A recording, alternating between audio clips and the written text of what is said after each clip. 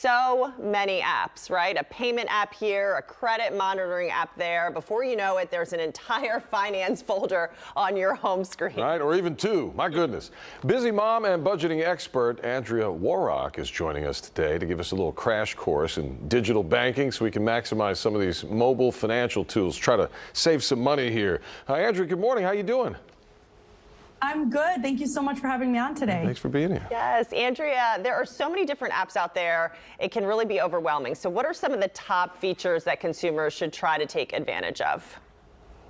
Well, I know that a lot of consumers have set out to improve their finances in the new year. And whether you're trying to save more, pay down debt, spend less, you might have, or you may be looking at a bunch of different apps out there. There's really an app for every financial goal, but you can streamline it and keep it simple for yourself by doing everything within just your own banking app. And this can really help you set down the right financial path. So many of us know that we can deposit a check and send money to family and friends or make a digital payment through our app. But there are actually a lot of additional features that people may be overlooking to help improve your finances. And this could be something like checking your credit score. You can find ability to set automatic savings. You can even find discounts for favorite retailers all through the app. And of course, check your balances to make sure you're not overspending. And all of this is really essential towards reaching those different goals you've set for yourself and improving your money habits. It's interesting you bring up the credit score. That's one thing I've noticed in the last couple of years. I feel like every bank, whether I have a credit card with them, a checking account, they're all saying, hey, check your score here. Hey, do this here.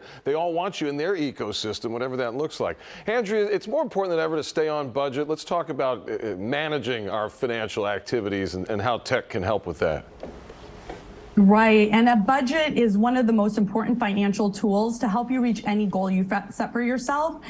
But I know that a lot of people get overwhelmed when it comes to creating and sticking to a budget. So using a digital tool is one way to ease the process and help you figure out where you're spending and where you can make changes to reach those different goals and just not overspend. And a really good example is the Chase mobile app. They have a budget feature, and this actually provides information on your spending habits based off of your actual posted transactions.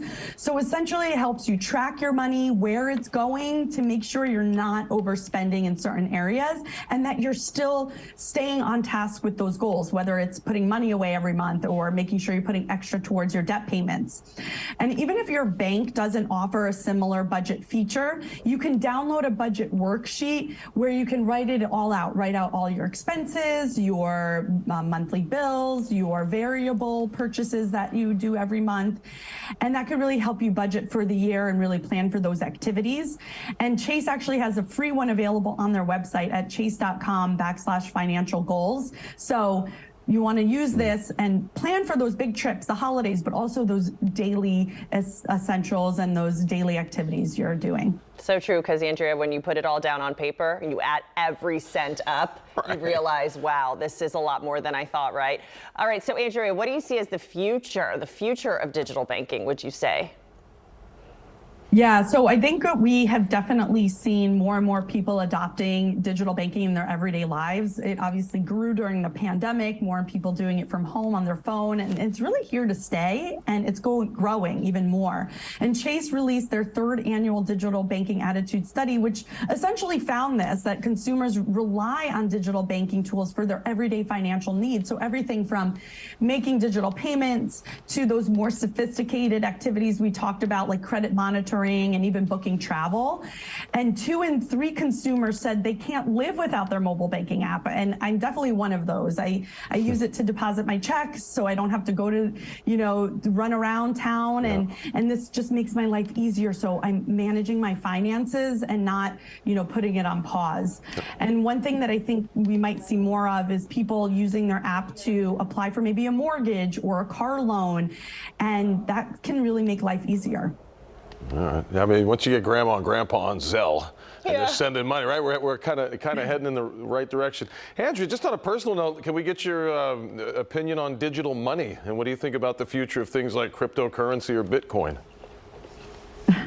Well, I think that we're always seeing new trends in finances. So it will be interesting to see where those go. And I definitely would recommend, doing your research and educating yourself before you jump in on a new trend. Oh yeah, for sure. It's a good answer. I know we kind of caught you off guard with that one, but we like to talk. Yeah. I think to ask that question at least. But going back to the budgeting and kind of using the digital tools, I don't even remember the last time I balanced a checkbook. Does anybody have a checkbook? I feel like it's don't done think automatically, so, right? It's just automatic. Yeah. It's so much faster now. Yeah, I mean, it's so much easier to just do it all through your app. But one thing that you do want to think about is making sure that you're still checking your balances. I think some of us might set up those bills and do automatic payment, and everything is just happening kind of automatic for us, that you still do need to check in and make sure that, you're not overspending, that your transactions line up on your credit card statements, and making sure that your returns posted like they are supposed to. You never want to expect that it's just happening for you. So I would just recommend that, but also take advantage of additional features like the automatic savings I mentioned, or maybe those payment plan options that you might get. And that could be really helpful for those big purchases, like if you have to buy a new appliance or maybe a new electronic, you can spread it out over time. And this way you're still managing your budget every month, not overspending, reaching those goals, and don't ever feel overwhelmed all at once. Yeah. Balance, Great right? advice, yes. Yeah, and the auto draft, especially people in Houston know those water bills come through. You better you better watch your auto draft. Huge. Yes. All right, Andrea, thanks for your time. We appreciate it. Thank you so much. Yes, thank you so much for having me on. All right, you can get more on our website, clicktohouston.com, search keywords digital finance, and seen at 7.